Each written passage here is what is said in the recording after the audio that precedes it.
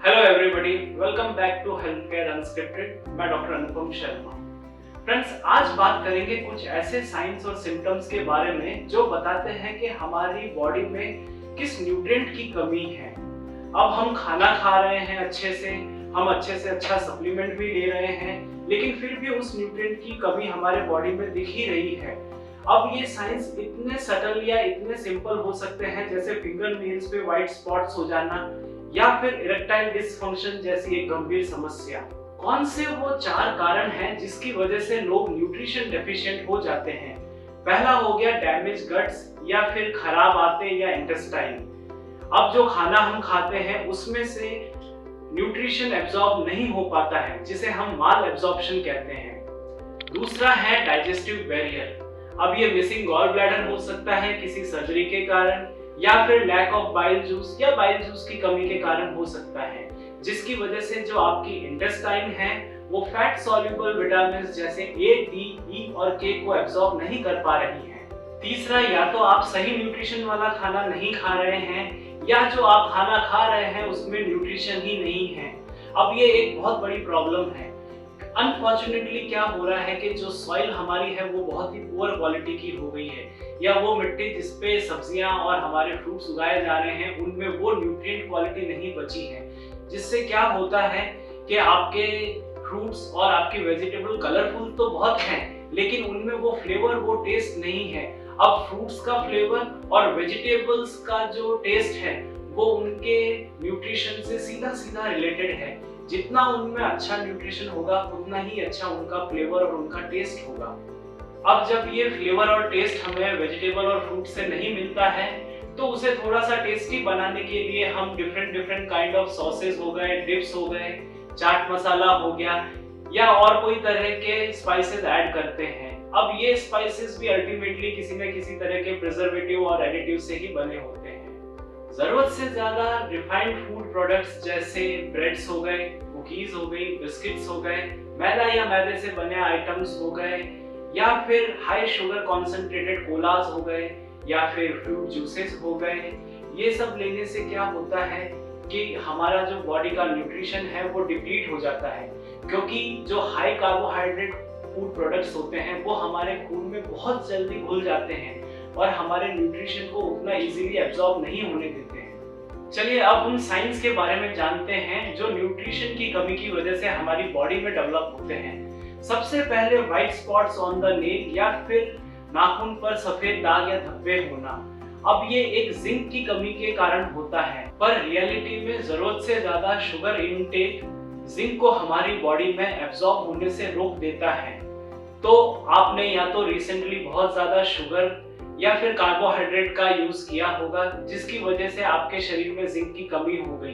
तो सबसे पहला तो जो भी एक्स्ट्रा कार्बोहाइड्रेट या शुगर आप ले रहे हैं उसे रोक दीजिए।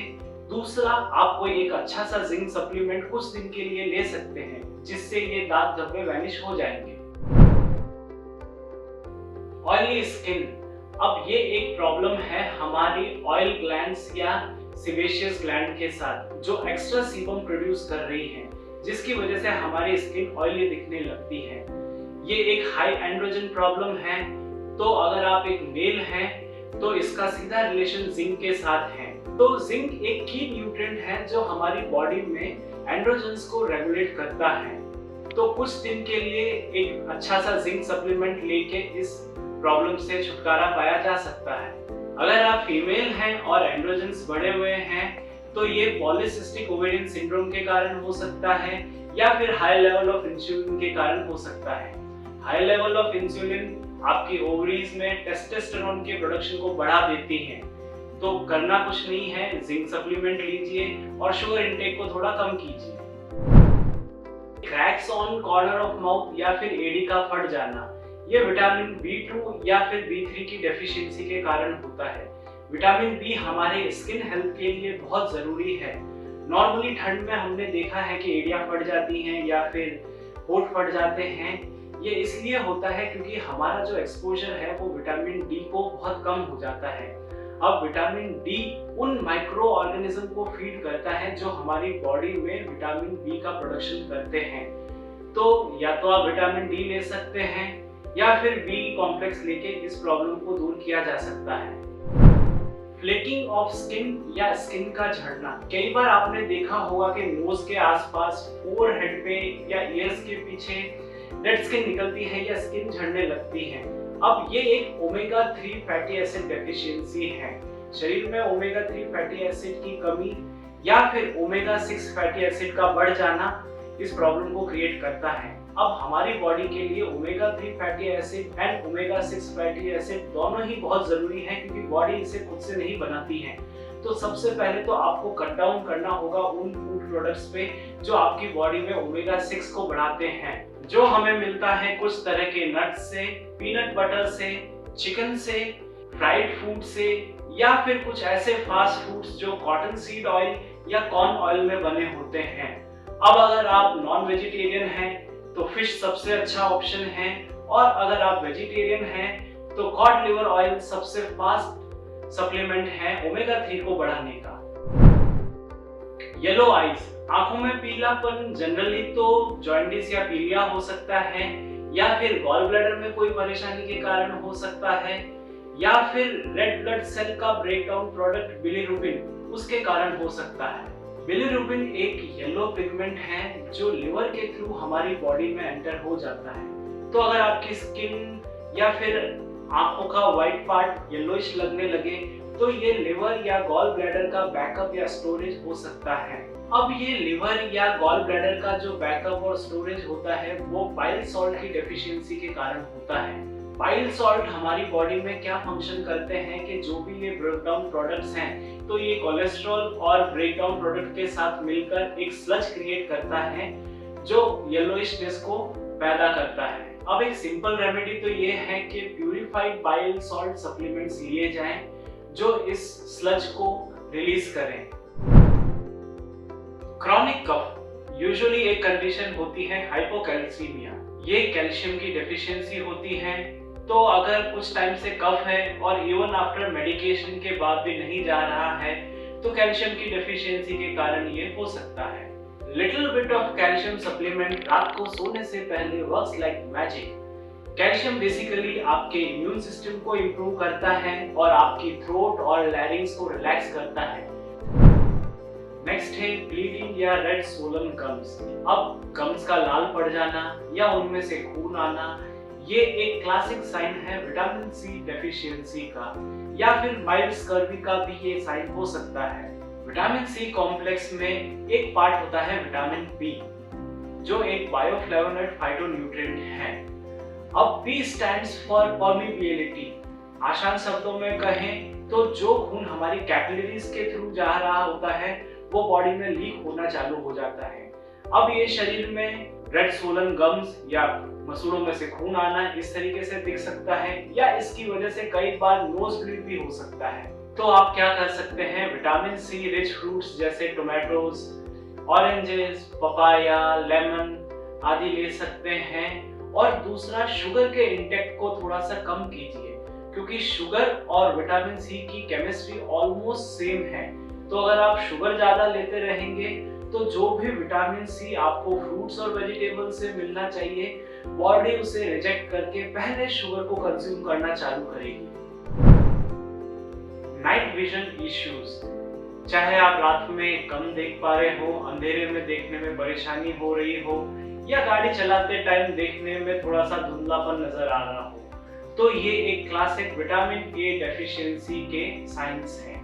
अब बहुत सारे लोग बोलते हैं कि जी हम विटामिन ए के बहुत सारे प्रोडक्ट्स और सप्लीमेंट्स ले रहे हैं, या हम खाना भी वैसा खा रहे हैं जो विटामिन ए रिच है, तो फिर हमें ये प्रॉब्लम क्यों हो रही है। जो plant source of vitamin A है वो विटामिन ए का प्रिकर्सर है बीटा कैरोटीन, और ये active form of vitamin A नहीं होता है। Active form of vitamin A होता है रेटिनॉल। रेटिनॉल हमें मिलता है बटर से, डेयरी प्रोडक्ट से, फिश से, कॉड लिवर ऑयल से और एग योक से। आपकी बॉडी विटामिन ए को एब्सॉर्ब नहीं कर पाती है, जैसे फैटी लिवर की कंडीशन हो गई या किसी कारण की वजह से गॉल ब्लैडर को रिमूव करना पड़ गया, तो क्योंकि विटामिन ए एक फैट सॉल्यूबल विटामिन है तो बाइल जूस की कमी के कारण ये बॉडी में एब्सॉर्ब नहीं हो पाता है और इसकी डेफिशिएंसी हो जाती है। Chapped lips. कई बार लिप बाम या मॉइस्चराइजर यूज करने के बाद भी आपको लिप्स पे ऐसे क्रैक्ड या चैपिंग नजर आती है, तो ये विटामिन B2 की डेफिशिएंसी के कारण होता है। या तो आप बहुत ज्यादा रिफाइंड ग्रेन्स या रिफाइंड आटा खा रहे हैं, जिसकी वजह से B2 बॉडी में डिप्लीट हो जा रहा है। अब ये B2 ग्रेन्स में होता तो बहुत अच्छी क्वांटिटी में है, लेकिन रिफाइनिंग के प्रोसेस के बाद ये न के बराबर बचता है। एक तो आप विटामिन B2 सप्लीमेंट्स ले सकते हैं, दूसरा नॉन या अनफोर्टिफाइड न्यूट्रिशनल यीस्ट ले सकते हैं, जिससे आपको कंप्लीट विटामिन बी कॉम्प्लेक्स मिल जाए। अब बी कॉम्प्लेक्स न सिर्फ आपके शरीर को एनर्जी प्रोवाइड करते हैं, बट आपके स्किन सेल्स को रीजनरेट करने में भी हेल्प करते हैं, ताकि आपकी स्किन रफ या क्रैक ना रहे। अब आगे है फिटिंग एडिमा। कई बार आपने नोटिस किया होगा कि पैरों पे या एंकल्स पे एक हल्की सी सूजन आई हुई रहती है, और जब आप उसे इस तरीके से प्रेस करते हैं तो एक गड्ढे का निशान बन जाता है। बस यही फिटिंग एडिमा है। अब ये एक पोटेशियम डेफिशिएंसी है। अब ये दो कारण से हो सकता है, या तो बॉडी में पोटेशियम की कमी है, या फिर सोडियम और पोटेशियम का रेशियो जिसमें सोडियम ज्यादा हो गया है और पोटेशियम कम हो गया है, उसके कारण हो सकता है। By the way, refined sugar क्या करती है कि बॉडी में सोडियम को रिटेन करती है और पोटेशियम को कम करती है। इसीलिए डायबिटिक पेशेंट में ये फुट स्वेलिंग ज्यादा देखी जाती है। कई बार आप देखेंगे कि डायबिटिक पेशेंट के फीट में स्वेलिंग आई हुई है और उन पे फिंगर्स के इस तरीके से मार्क्स बन जाते हैं। इसके लिए आप हरी पत्तेदार सब्जियां जैसे पालक, मेथी ये खा सकते हैं, या फिर बीन्स हो गए, शकरकंद हो गई या दही हो गया, ये ले सकते हैं। और एक अच्छा क्वालिटी इलेक्ट्रोलाइट सप्लीमेंट जिसमें पोटेशियम ज्यादा हो वो भी ले सकते हैं, जो आपके इस फ्लूइड को पुश आउट करेगा और स्वेलिंग को कम करेगा। अगर आप किडनी पेशेंट हैं तो पालक लेना अवॉइड कीजिएगा, क्योंकि उसमें ऑक्सलेट्स होते हैं। क्रेविंग आइस या पैगोफेजिया। कई बार आपको बर्फ या आइस खाने की क्रेविंग होती है, तो चांसेस है कि आप आयरन डेफिशिएंट हैं। छोटे बच्चे जो माल न्यूट्रिशन होते हैं, या फिर मेंस्ट्रुएटिंग लेडीज जो मेंस्ट्रुएशन साइकिल के थ्रू एक्स्ट्रा ब्लीड कर रही हैं, वो एनीमिक हो जाती है। बट अनफॉर्चुनेटली होता क्या है कि बर्फ खाने से आयरन नहीं मिलता है। बेस्ट सोर्स ऑफ आयरन है रेड मीट, बीटरूट, खजूर या डेट्स हो गए, स्पिनच पालक हो गया, या फिर मोरिंगा हो गया, या पंपकिन सीड्स हो गए, या कोई एक अच्छा सा आयरन सप्लीमेंट्स भी ले सकते हैं। Angina that is chest pain, ये हार्ट में क्रैम्प आने की वजह से हो सकता है, या फिर आपका हार्ट अंडर अटैक भी हो सकता है। जनरली हार्ट अटैक में जो पेन होता है वो बाएं हाथ में उतरता है, और एंजाइना में आपको चेस्ट के मिडल में हैवीनेस या पेन महसूस होगा। ये जनरली एक विटामिन ई डेफिशिएंसी के कारण होता है। अब विटामिन ई के बारे में दो बात जानना बहुत जरूरी है। ये ग्रेन्स में बहुत अच्छी क्वांटिटी में होता है, लेकिन ब्रेड्स, पास्ता, नूडल्स, बिस्किट्स आदि बनाने के लिए जब इसे रिफाइन किया जाता है क्लोरीन की मदद से ब्लीच करके, तो ये विटामिन ई लॉस्ट हो जाता है। हमारी जो आर्टरीज हैं, इनके लिए विटामिन ई बहुत जरूरी होता है, और जब ये कम क्वांटिटी में अवेलेबल होता है तो जो हमारी आर्टरीज की वॉल है उसमें रस्टिंग और ऑक्सीडेशन के कारण प्लाक्स जमा होना, कैल्शियम जमा होना चालू हो जाता है। तो हमारी हार्ट की हेल्थ के लिए विटामिन ई बहुत जरूरी है। तो सबसे पहले तो रिफाइंड प्रोडक्ट्स का जितना कम हो सके यूज कीजिए। दूसरा, विटामिन ई का टोकोट्राइइनॉल कंपोनेंट टोकोफेरॉल कंपोनेंट से 50 गुना ज्यादा स्ट्रॉन्गर या ताकतवर होता है, जो हमारी आर्टरीज के टिश्यू की हेल्थ के लिए बहुत ही अच्छा होता है। विटामिन ई की कमी को पूरा कीजिए। सनफ्लावर सीड्स ले सकते हैं, कोकोनट ले सकते हैं, आलमंड्स या बादाम ले सकते हैं, अच्छा सा विटामिन ई सप्लीमेंट ले सकते हैं, या कॉड लिवर ऑयल्स कैप्सूल्स भी ले सकते हैं। लेग्स और काफ मसल क्रैम्प्स। कई बार आपने महसूस किया होगा कि पैरों की जो मसल्स होती हैं पीछे की तरफ, इनमें अचानक से खिंचाव आ जाता है, मसल या हमारा पैर उसी पोजीशन में अकड़ जाता है। इसे ही हम क्रैम्प कहते हैं। ये एक मैग्नीशियम डेफिशिएंसी के कारण होता है।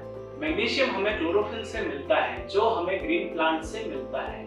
तो खाने में ढेर सारी ग्रीन लीफी वेजिटेबल्स ऐड कीजिए, ग्रीन सैलेड ऐड कीजिए, कुछ नट्स एंड सीड्स ऐड कीजिए, या फिर एक अच्छा सा मैग्नीशियम सप्लीमेंट लीजिए। यूजुअली जो बुजुर्ग पेशेंट हैं या ओल्ड एज पेशेंट हैं उनमें मसल क्रैम्प की प्रॉब्लम ज़्यादा देखी गई है। कई बार ये सोडियम या पोटेशियम की कमी के कारण भी हो सकता है, बट मेन कॉज या रूट कॉज तो मैग्नीशियम की कमी ही होती है। Irritability, excessive thinking, feeling nervous और एंग्री। कई बार आपने नोटिस किया होगा कि बैठे बैठे ऐसे ही अचानक से गुस्सा आ गया या नर्वसनेस होने लगी या अनवांटेड विचार दिमाग में आने लगे, तो ये विटामिन B1 की डेफिशिएंसी के कारण होता है। नॉन फोर्टिफाइड न्यूट्रिशनल यीस्ट सबसे बेस्ट सोर्स है विटामिन B1 के लिए, तो you can take little bit of it and see how it helps you. दूसरा कि अगर आप एक्सेसिव थिंकर हैं तो रात को सोने से पहले थोड़ा सा yeast supplement will do wonder to your body. Asthma, lung का इन्फ्लेमेशन या सूजन ही अस्थमा का कारण होता है। Little bit of vitamin D intake इस प्रॉब्लम को सॉल्व कर सकता है। अगर आपका विटामिन डी लेवल भी कम है, जो कि जनरली अस्थमेटिक पेशेंट में देखा गया है, तो विटामिन डी लेने से आपके लंग्स की इन्फ्लेमेशन या सूजन कम हो सकती है और आपकी ब्रीदिंग इजी हो सकती है। जनरली जो अस्थमेटिक पेशेंट होते हैं, गर्मियों के दिनों में जब वो बाहर रहते हैं तो उन्हें धूप से विटामिन डी मिलता रहता है और उनके सिम्टम्स कुछ हद तक रिड्यूस हो जाते हैं। लॉस ऑफ आउटर आईब्रो, ये यूजुअली एक थायराइड प्रॉब्लम या फिर आयोडीन की कमी के कारण हो सकता है। बॉडी में थायराइड हार्मोन का प्रोडक्शन सही से नहीं हो पा रहा है। जब हम T3 या T4 के बारे में बात करते हैं तो हम यूजुअली आयोडीन मॉलिक्यूल को देखते हैं। T3 जो है वो एक्टिव कंपाउंड है थायराइड का और T4 इनएक्टिव कंपाउंड है। तो डेफिशिएंसी के कारण बॉडी आयोडीन मॉलिक्यूल को ट्रिप ऑफ कर देती है, जिससे लेस नंबर ऑफ T3 और T4 आपकी बॉडी में बनते हैं, जिसके कारण कई बार आउटर आईब्रोज के हम कुछ हेयर्स लूज कर देते हैं और कुछ पेशेंट में तो देखा गया है कि कंप्लीटली आईब्रोज ही खत्म हो जाती है। तो अगर ऐसा है तो get check for thyroid and suggestively take thyroid medication. Tightness in right trapezius area near the shoulder, ये 3 कारण से होता है। या तो गॉल ब्लैडर मिसिंग है, या फिर गॉल ब्लैडर में स्टोन है, या बाइल सॉल्ट्स की कमी है। इससे होता यह है कि जो हमारा राइट रिब केज होता है, इसके नीचे एक नर्व होती है, फ्रेनिक नर्व, जो ऑल द वे शोल्डर को ऊपर तक सप्लाई करती है। इसके ऊपर किसी भी तरह का दबाव पेन या दर्द को क्रिएट करता है। अगर लगातार यहाँ दर्द बना हुआ है तो गॉल ब्लैडर चेक करवाइए, या तो गॉल ब्लैडर में स्टोन है या फिर गॉल ब्लैडर ही मिसिंग है किसी सर्जरी के कारण। अगर ऐसा है तो कोई अच्छे से प्यूरिफाइड बाइल सॉल्ट सप्लीमेंट्स लीजिए, जिससे क्या होगा कि ये ब्लॉकेज खत्म होगा और जो नर्व पे दबाव है वो हट जाएगा और you will be free of this right trap pain. Nightmares या रात में बुरे सपने आना, देखिए ये एक B1 डेफिशिएंसी है। होता क्या है कि हमारे ब्रेन में एक आलमंड शेप या बादाम की शेप जितना एक पार्ट होता है एमिगडाला, जो हमारी बॉडी में फियर इमोशंस या डर की भावना को रेगुलेट करता है। अब नाइटमेयर्स यूजुअली बुरे ही आते हैं, कभी कभार अच्छा सपना आ गया तो आ गया, बट जनरली तो यही होता है कि बुरे ही होते हैं सपने। अब जो एमिगडाला है उसका फंक्शन बहुत सिमिलर है एड्रिनल ग्लैंड से। आपने एड्रिनल रश के बारे में तो सुना ही होगा। इसमें एक रिसेप्टर होता है थायमिन के लिए। तो विटामिन B1 जिसका दूसरा नाम थायमिन भी है, अगर आप इसकी कमी पूरी करते हैं तो आपके ये नाइटमेयर्स जा सकते हैं। अब ये B1 मिलेगा कहाँ से या थायमिन मिलेगा कहाँ से? एग्स हो गए, मटर हो गया, ब्राउन राइस हो गए, सनफ्लावर सीड्स हो गए, लेग्यूमेस हो गए, जौ हो गई, इन सब में B1 मिलता है। आप एक अच्छा सा B1 सप्लीमेंट्स भी ले सकते हैं। क्रेविंग फॉर सॉल्टी चिप्स और salty snacks in the night, अगर आपकी बॉडी में डेफिशिएंसी है सोडियम की तो आपको रात को सॉल्टी चिप्स हो गए या नमकीन खाने पीने के आइटम्स खाने की क्रेविंग होगी। देखिए जिम में बहुत एक्सरसाइज करके पसीना बहा रहे हो, कोई ऐसा गेम खेल रहे हो जिसमें बहुत पसीना निकलता हो, या कोई भी इन जनरल ऐसी एक्टिविटी जिसमें पसीना बहुत आता हो, इस पसीने के थ्रू आपकी बॉडी का सोडियम है वो बाहर निकल जाता है। अब इसे रिप्लेनिश करने के लिए आपको सॉल्टी या नमकीन चीजों की खाने की इच्छा होती है। अब आप क्या कर सकते हैं? सी सॉल्ट सबसे बेस्ट ऑप्शन है। देखिए सी सॉल्ट आपके रेगुलर टेबल सॉल्ट जैसा नहीं है, तो मार्केट से एक अच्छा सा सी सॉल्ट लाइए और उसे टेबल सॉल्ट से रिप्लेस कीजिए।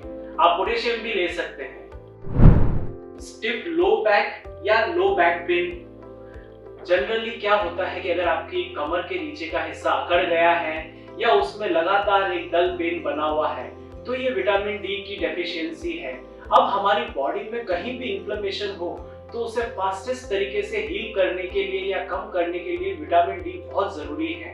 देखिए, स्टिफ लो बैक या लो बैक पेन को कम करने के लिए विटामिन डी सबसे फास्टेस्ट तरीका है।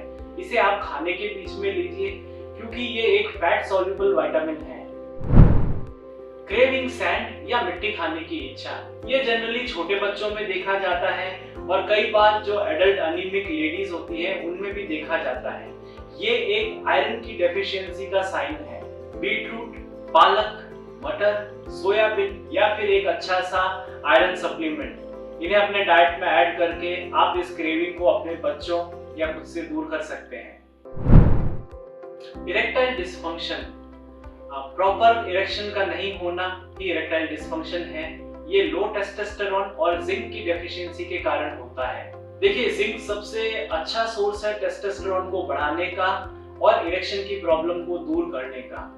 अब ये जिंक आपको मिलेगा कहां से? अगर आप नॉन वेजिटेरियन हैं तो ऑयस्टर में सबसे ज्यादा जिंक होता है। अदरवाइज पंपकिन सीड्स हो गए, कैश्यू हो गया, बीन्स हो गए जैसे किडनी बीन्स, इसमें भी बहुत अच्छा जिंक रहता है। और एक तरह का मशरूम जिसे शिटाके मशरूम बोलते हैं, उसमें भी अच्छा क्वांटिटी ऑफ जिंक रहता है। तो ये आप ले सकते हैं और अपनी इरेक्शन की प्रॉब्लम को दूर कर सकते हैं। डिप्रेशन, अगर कोई डिप्रेस्ड है तो इस तरह के लोगों में जनरली विटामिन डी की कमी देखी गई है। विटामिन डी ग्रेटली बूस्ट करता है सेरोटोनिन को। सेरोटोनिन एक न्यूरोट्रांसमीटर है जो हमारी बॉडी में हमारे मूड्स और हमारे बिहेवियर को रेगुलेट करता है। तो अगर बिना किसी बात के डिप्रेशन जैसा लग रहा है तो थोड़ा सा विटामिन डी सप्लीमेंट लीजिए और आपको इसमें हेल्प मिल सकती है। जनरल फैटीग और वीकनेस, बॉडी में एक थकान सा लगना या फिर कमजोरी सा महसूस होना, ये विटामिन बी9 और विटामिन डी के डेफिशिएंसी का कॉम्बिनेशन है। अब मार्केट में बहुत सारे ऐसे सप्लीमेंट हैं जो विटामिन डी की डेली डोज के अनुसार विटामिन बी कॉम्प्लेक्स के साथ बने होते हैं। आप इन्हें ले सकते हैं और अपनी फैटीगनेस और वीकनेस को दूर कर सकते हैं। हेयर फॉल, बालों का झड़ना या बालों से रिलेटेड कोई भी प्रॉब्लम होना, विटामिन बी7 जिसका दूसरा नाम बायोटिन भी है, इसकी डेफिशिएंसी के कारण होता है। आपने कई सारे शैम्पूज में देखा होगा बायोटिन इन्फ्यूज लिखा रहता है। ये बायोटिन ही विटामिन बी7 है। मशरूम, मटर, एग्स, बादाम, टोमेटोज, ये अच्छे सोर्स हैं बायोटिन के। इंटरेस्टिंगली विटामिन सी का जो रिच सोर्स है आंवला, ये भी बालों के लिए बहुत अच्छा है, तो आप आंवला भी कंज्यूम कर सकते हैं। तो आज हमने ये साइंस और सिम्टम्स देखे जो न्यूट्रिशन की कमी की वजह से हमारी बॉडी में होते हैं। अब इससे पहले हमने फेस पर दिखने वाले साइंस और सिम्टम्स को भी जाना था और उससे पहले कुछ अर्ली साइंस को भी देखा था। तो अभी तक मोटे-मोटे तौर पर आपको अपनी बॉडी के बारे में बहुत हद तक जानकारी हो गई होगी कि किस तरह के विटामिन, मिनरल या ट्रेस एलिमेंट से क्या बीमारी या क्या साइंस और सिम्टम्स हो सकते हैं। अब नेक्स्ट वीडियोस में हम थोड़ा सा अपनी बॉडी को और डीपर लेवल पर समझेंगे कि किस तरीके से हमारे बॉडी के सिस्टम्स काम करते हैं और आप कैसे उन्हें मेंटेन रख सकते हैं। आप प्लीज उन्हें अपने रिमार्क्स या कमेंट्स को कमेंट बॉक्स में लिखिए और ये वीडियोस अगर आपको इंटरेस्टिंग लगते हैं और हेल्पफुल लगते हैं तो अपने फ्रेंड्स और फैमिलीज के साथ शेयर कीजिए। Also do like and subscribe my channel. Thank you very much.